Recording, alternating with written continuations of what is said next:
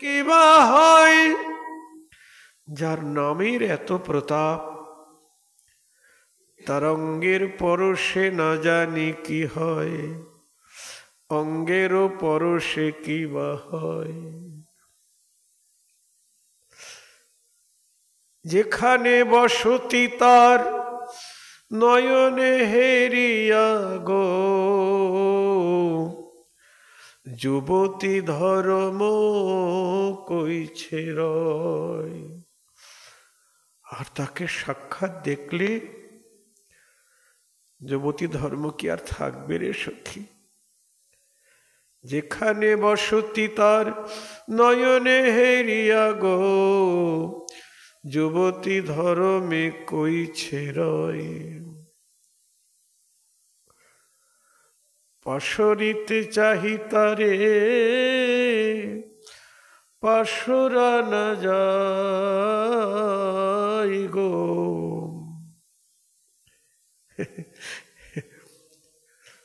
বলছে আমি পাশরিতে চাই, আমি ভুলতে চাই। আমি কুলের কুলবধূ, আমার স্বামী আছে, শাশুড়ি ননদী। বাদিনীরা অপবাদ দিচ্ছে, কলঙ্কিনী বলছে, বদনকে বলছি, বদন তুই ওই নাম ভুলে যা, পরপুরুষের নাম করিস না। কিন্তু বদনকে যতই নিষেধ করি, বদন আরো বেশি করে বলি, জয় রাধে। পাশরিতে চাই তারে পাশরা না যায় গো। এখন কি করিব, কি হবে উপায়? কিছুতেই ভুলতে পারছি না। যতই ভুলতে চাই ততই আমার হৃদয় জুড়ে বসে।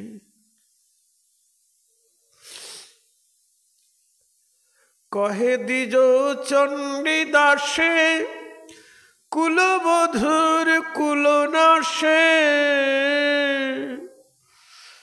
কহে দ্বিজ চণ্ডীদাসে কুলবধূর কুলনাশে, আপনার যৌবন যাচাই যাচাই যাচাই যাচাই, আপনার যৌবন যাচাই। মহাজন বলছেন, রাধে ওই নাম যারা জপ করে, যদি মাতা পিতা জপে নাম, মমতা হারায় সন্তানের প্রতি। আর যদি সন্তানে জপে নাম, মমতা হারায় মাতা পিতার প্রতি। আর যদি কুলের কুলবধূ জপে নাম, কুলবধূ নাম জপ করলে কি হয়? ওই নাম জপ করতে করতে তার কুলধর্ম বিনাশ হয়ে যায়।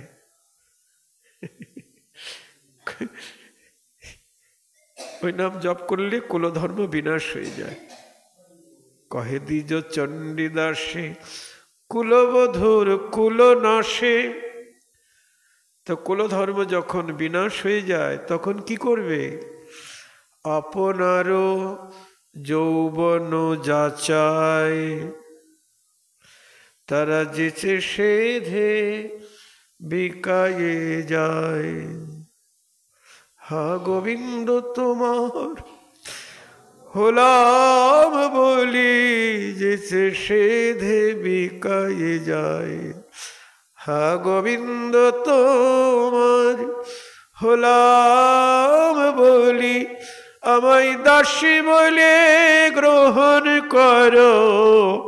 হা গোবিন্দ তোমারি হলাম বলি, আমায় দাসী বলে গ্রহণ করো। হা গোবিন্দ তোমার হলাম বলি, যেছে সেধে বিকায়ে যায়।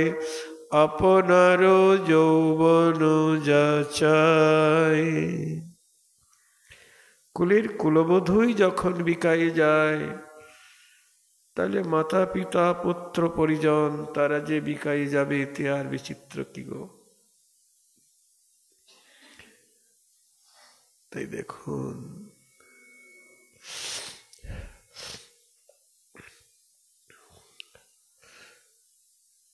এরকম তুলসী স্বামিনীকে এরকম সেবারসের আস্বাদন দিয়ে দন্তধাবন মুখ প্রক্ষালন করাচ্ছেন। ধন্য দাসী, এটাই রাধা দাসের অভ্যন্তরীণ সৌন্দর্য। গুরু প্রদত্ত সিদ্ধ স্বরূপের অভিমানে বিভোর হয়ে স্বামিনীজিউর উজ্জ্বল মূর্তির সেবা। কিভাবে নিত্য কিঙ্করী তুলসী দন্তধাবন করাচ্ছেন।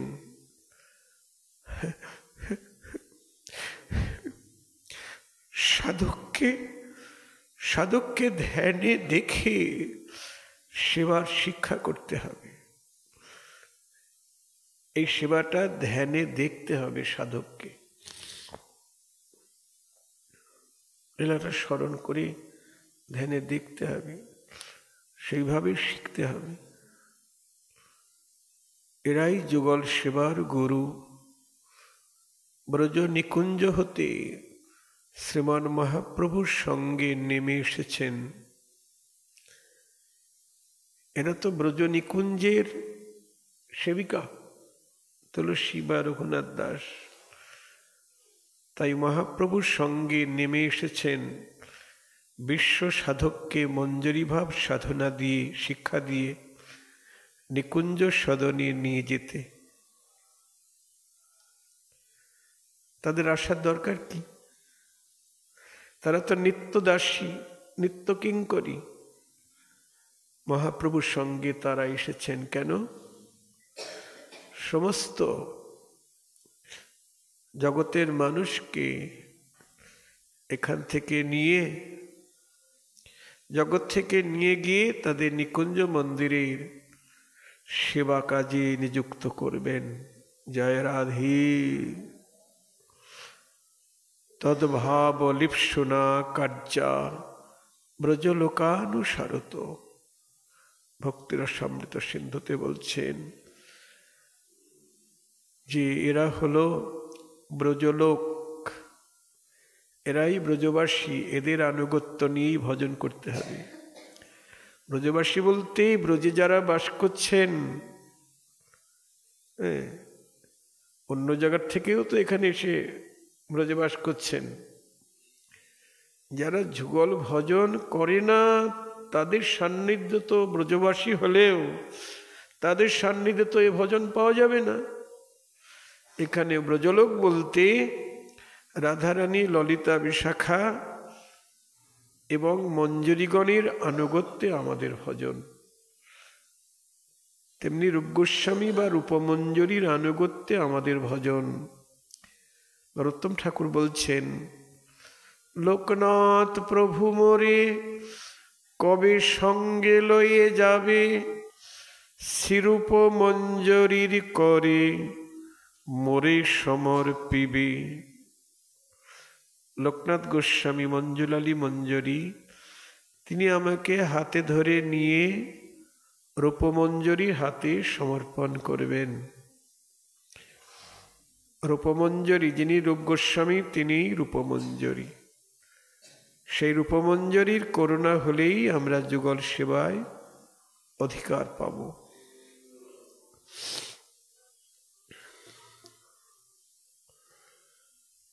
তাই মঞ্জরী ভাব সাধকের সিদ্ধ ও সাধক স্বরূপের আদর্শ অনুসরণযোগ্য এদের আচরণ। সবসময় গোস্বামীদের আচরণ, তাদের ভজন প্রণালী, এগুলি আমাদের অনুসরণ করতে হবে। লীলারসের আস্বাদন দানি তুলসী স্বামিনীর সংজ্ঞানয়ন করেছেন। রাধারানী বিভোর হয়েছিলেন, জ্ঞান ফিরেছে। দন্তোদ্ধাবনের পর শ্রীহস্তে মণিময় ধনুরাকৃতি জিহ্বা শোধনী দিলেন। রক্ষ প্রক্ষালনের পরে জিহ্বা শোধনের যে ধনুরাকৃতি জিহ্বা শোধনী রাধারানীর হাতে দিলেন। স্বামীনী কোমল করদ্বয়ের অঙ্গুষ্ঠ তর্জনীর দ্বারা মার্জনী ধরে জিহ্বা শোধন করছেন নিজে হাতে। জিহ্বা শোধনকালে দেহ যষ্টি মৃদু মৃদু কম্পিত হচ্ছে, স্পন্দিত হচ্ছে। রাধারানী নিজে হাতে জিহ্বা শোধন নিয়ে দন্ত শোধন করছেন, আর শরীরটা স্পন্দিত হচ্ছে। হরি বল। আহ,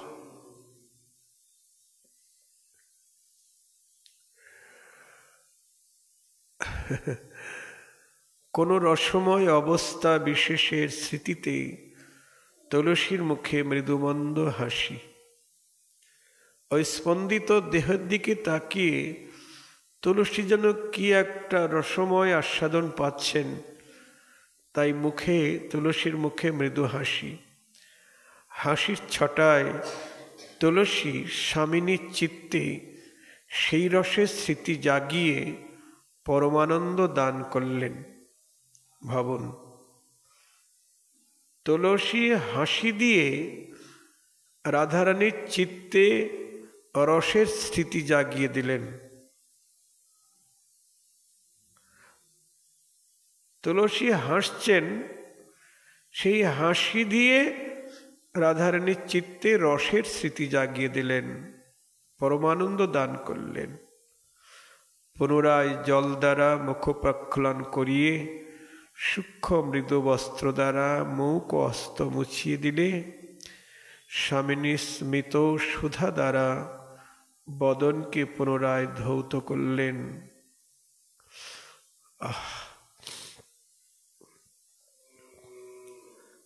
সবশেষে স্বামিনী স্মিত সুধা দ্বারা বদনকে পুনরায় ধৌত করলেন। জল দ্বারা তো ধৌত করেছেন, তারপর রাধারানীর মৃদুমন্দ হাসি, ওই হাসির সুধা দ্বারা আবার বদন পুনরায় ধৌত করলেন।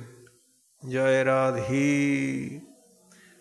শরণনিষ্ঠ সাধক বাহ্য জ্ঞান শূন্য হয়ে স্বরূপ অভিমানী এই সেবারসের মাধুর্য আস্বাদন করেন।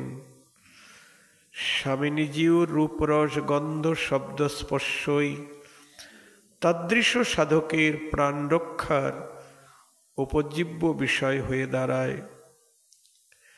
বিশ্বের দিকটি শূন্য হয়ে যায়। বিশ্বে কি হচ্ছে না হচ্ছে সেদিকে সাধকের লক্ষ্যই নয়, তার দৃষ্টি তো অন্তরে ডুবে আছে। এই স্মৃতির অপেক্ষায় অন্য সবই তুচ্ছীকৃত হয়ে যায়। প্রেম ভক্তি সুধা নিধি তাহে ডুব নিরবধি, আর যত খার নিধি প্রায়। স্নান গৃহ, গোপন কক্ষ, হস্তমুখ তো প্রক্ষালন হয়ে গেছে, এবার রাধারানীকে স্নান করাতে হবে। জয় রাধি। তা রাধারানী স্নান করবেন। স্নানের গৃহ খুব গোপন, দ্বার রুদ্ধ, আর কেউ নাই, শুধু তুলসী আর স্বামিনী। মর্মর প্রস্তরের চৌকিতে স্বামিনী উপবিষ্টা। স্নানের সম্ভার সব সাজানো আছে। তুলসী স্বামিনীর তৈল অভ্যঙ্গ সেবা করছেন। স্বামিনীর অঙ্গে তৈল মাখাচ্ছেন তুলসী। দরজা বন্ধ। জয় রাধি। বলুন, এই মনের অভিলাষ বিলাস কুঞ্জে দিও বাস। হ্যাঁ, কৃষ্ণের সেবা তো অনেকেই করতে পারে, কিন্তু রাধারানীর সেবা, এই যে অভ্যঙ্গ সেবা, তৈল সেবা করছেন, অঙ্গ উদ্ঘাটন করে তৈল মর্দন করছেন, অঙ্গে বসন নাই। জয় রাধে।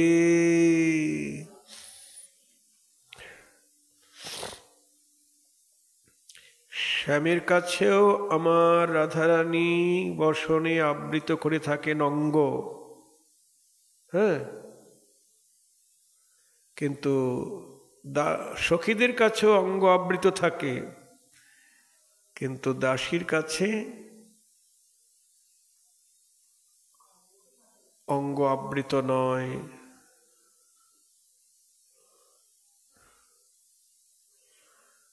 অঙ্গ উদ্ঘাটন করে তৈলমর্দন করছেন। যে অঙ্গের খবর বলছেন, যে অঙ্গের খবর সর্বজ্ঞ শ্যাম নিতে পারেন না।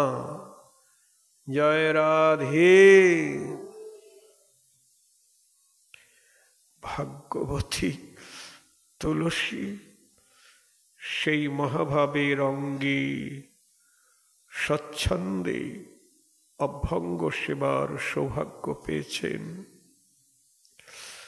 মার্মিক তৈলমর্দন মস্তক থেকে নিম্নদিক পর্যন্ত তৈল মাখাচ্ছেন। ও রাধে।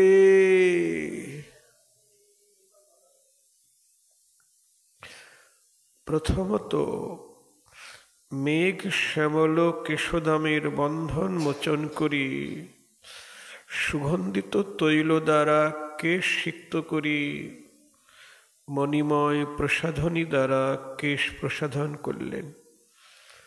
প্রথমে মাথার দিক থেকে আরম্ভ করেছেন। কেশদাম কেমন?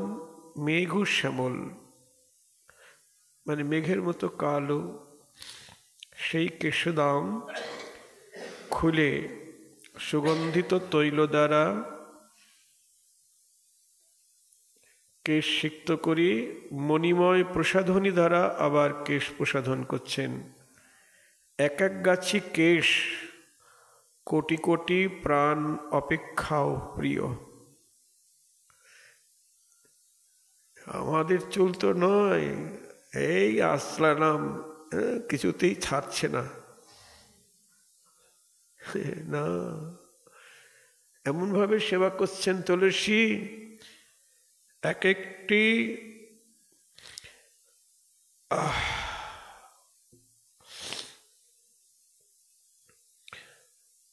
এক গাছি কেশ কোটি কোটি প্রাণ হতেও প্রিয়।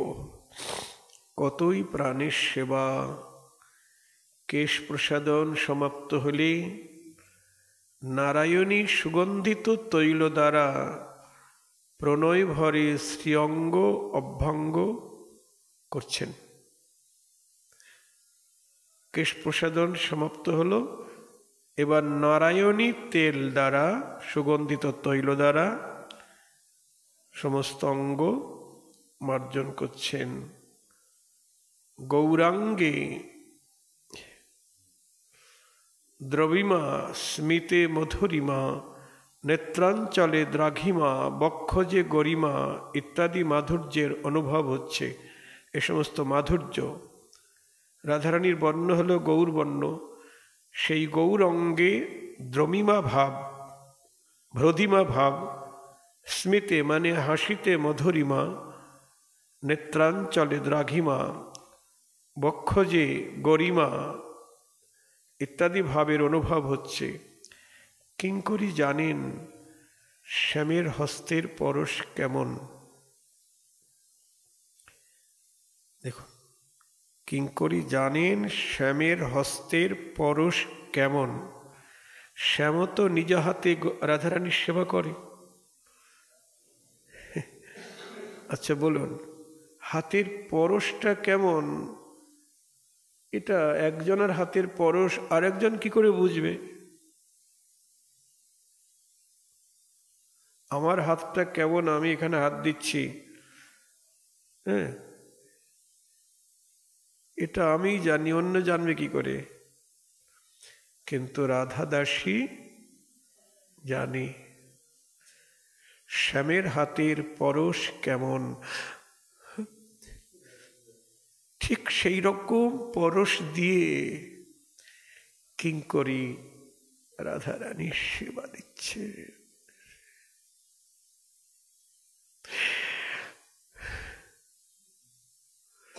স্বামিনী মগ্না, মন কোন রাজ্যে রসরাজ্যে চলে গেছে, রাধারানী ডুবে আছেন, মনটা যেন কোন রসরাজ্যে চলে গেছে। তৈলাভঙ্গ সমাপ্ত হয়েছে, তৈল মর্দন সমাপ্ত হয়েছে। তুলসী ডাকছেন, তুলসী স্বামিনী। শুনি স্বামিনী চমকে উঠলেন, কে? ও, তুই তেল মাখাচ্ছিস?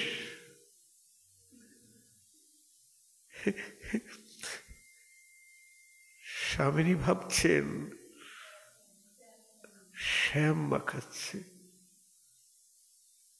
ও, তুই তেল মাখাচ্ছিস তুলসী? আমি ভুলে গিয়েছিলাম, ঠিক নাগরীর মতো। ভাবময়ী সেবা অভাবে ধরা যাবে না, ভাব ছাড়া ধরা যাবে না। ভাবের তরঙ্গে ডুবতে হবে। যারা ডুবেছেন তাদের নিকটে সেবা শিখতে হবে। যারা ডুবেছেন তাদের কাছে শিখতে হবে। কারা ডুবেছেন? সেবা পরা সখীগণ অসংখ্য, তাহার গণন মুখ্য মুখ্য করিয়ে গণন। শিরূপ মঞ্জরি সার, শিরতি মঞ্জরি আর, এরা সেবা পরা সখী মঞ্জরি। শিরতি মঞ্জরি আর, লবঙ্গ মঞ্জরি মঞ্জুলালি, শিরস মঞ্জরি সঙ্গে কস্তুরিকায় আদি রঙ্গে, প্রেম সেবা করি কুতূহলী। এসব অনুগা হইয়া প্রেম সেবা লব চাইয়া, ইঙ্গিতে বুঝিব সব কাজ, রূপে গুণে ডগমগী, সদা হব অনুরাগী, বসতি করিব সখী মাঝ। জয় রাধে। দেখুন, এদেরই আনুগত্য স্বীকার করতে হবে।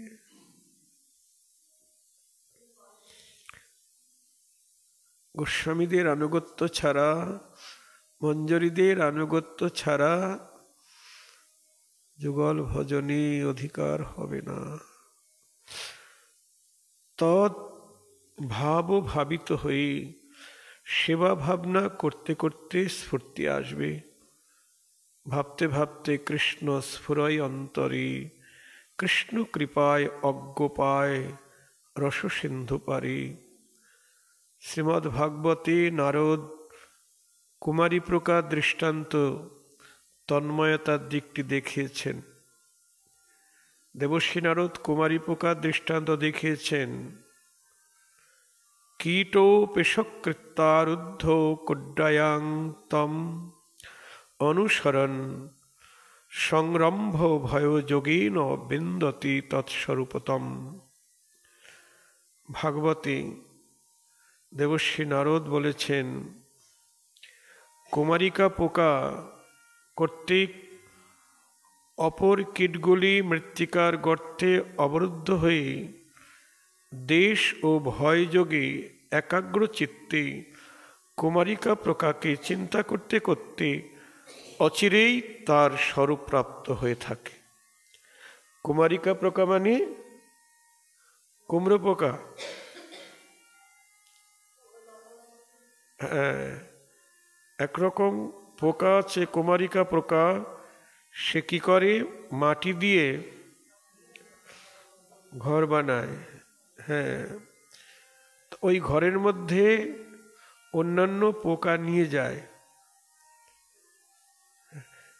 যায়, আর সেই পোকাগুলি ওই কুমারিকা প্রকার ভয়তে, হ্যাঁ, ওই তাকেই দেখে, তাকে দেখতে দেখতে তার ভয়ে ওই কুমারিকা প্রকার রূপ ধারণ করে। জয় রাধে। ভয়যোগে একাগ্র চিত্তে কুমারিকা প্রকারকে চিন্তা করতে করতে অচিরেই তারা কুমারিকা প্রকার সারূপ্য প্রাপ্ত হয়। সুতরাং চিন্ময়ী ভক্তির সহযোগিতায় তীব্র চিন্তার ফলে সাধক যে জড়ীয় দেহ আবেশ ত্যাগ করে মঞ্জরী স্বরূপে অভিমান প্রাপ্ত হবেন, এতে আর সন্দেহ কি। তেমনি সাধক ওইভাবে মঞ্জরী স্বরূপের ভাবনা করবে। ভাবতে হবে, কি ভাবতে হবে? এই দেহটা আমি নই, এটা পঞ্চভৌতিক দেহ, এটা পচা দেহ, এটা ক্ষয় হয়ে যাচ্ছে। হ্যাঁ, তাহলে আমি তখন বুড়া হয়ে গেছি, কিন্তু যারা যুবক যুবতী তারাও কখনো ভাববে না আমার এই দেহ প্রকৃত দেহ। এরূপ যৌবন ভবন ধনজন ইথে কি আছে পরতীতরে, এসব অস্থায়ী, টেম্পোরারি। তাই কোন দেহের দ্বারা সেবা হবে? মনে নিজ সিদ্ধ দেহ করিয়া ভাবন। গুরুদেব সিদ্ধ স্বরূপের পরিচয় দিবেন। সিদ্ধ স্বরূপ মানে মঞ্জরী ভাবের স্বরূপ প্রদান করবেন।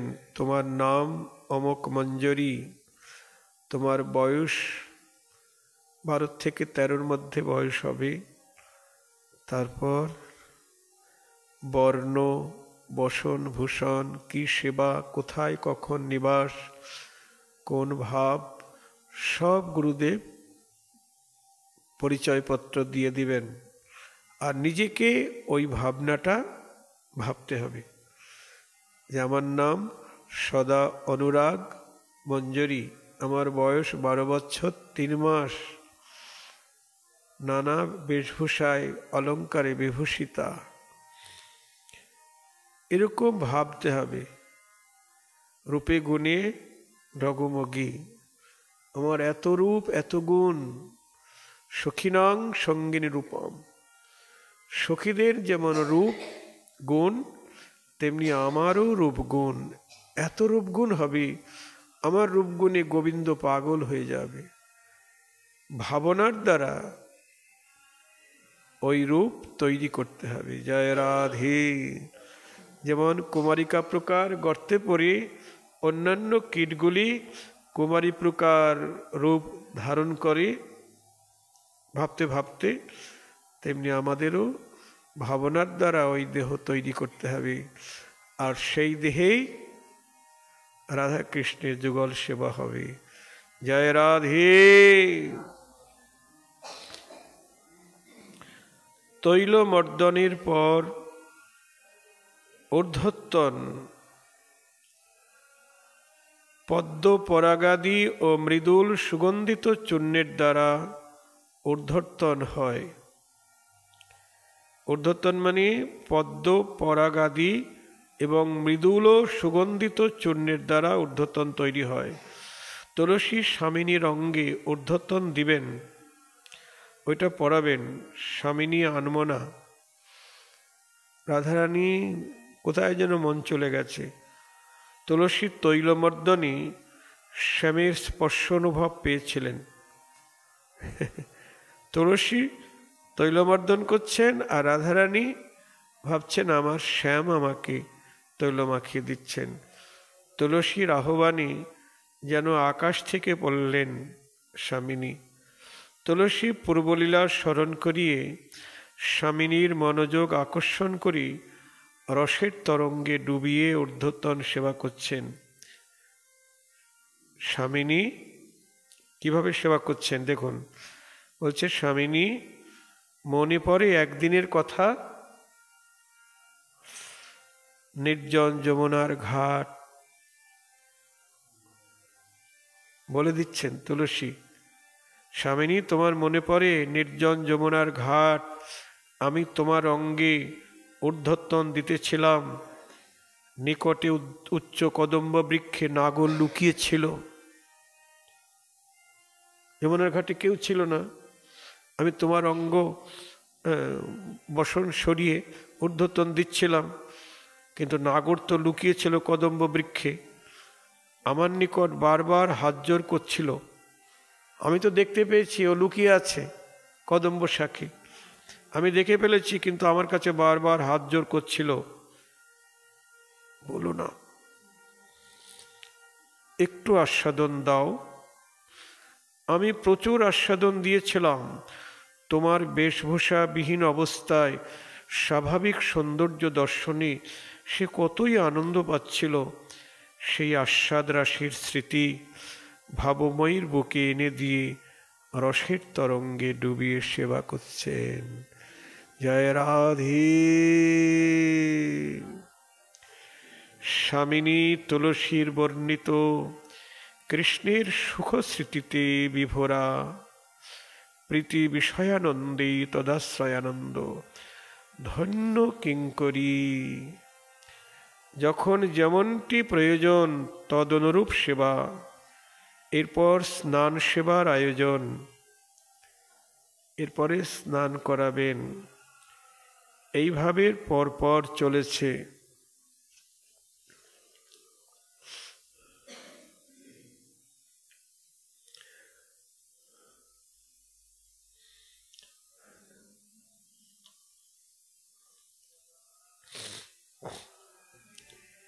হে রাধে, করি তুমি পাদ প্রক্ষালন, অপরূপ দন্তপাতি করি সম্মার্জন।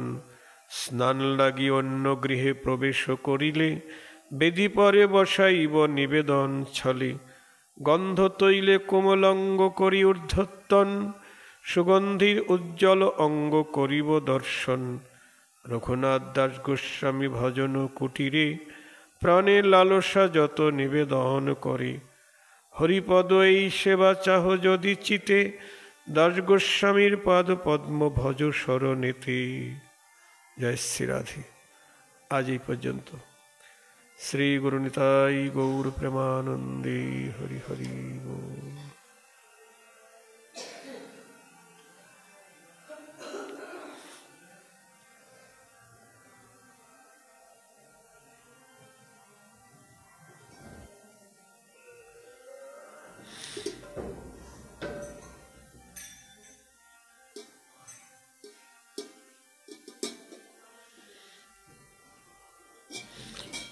জয় জয় রাধে কৃষ্ণ রাধে গোবিন্দ। কৃষ্ণ রাধে গোবিন্দ। রাধে গোবিন্দ।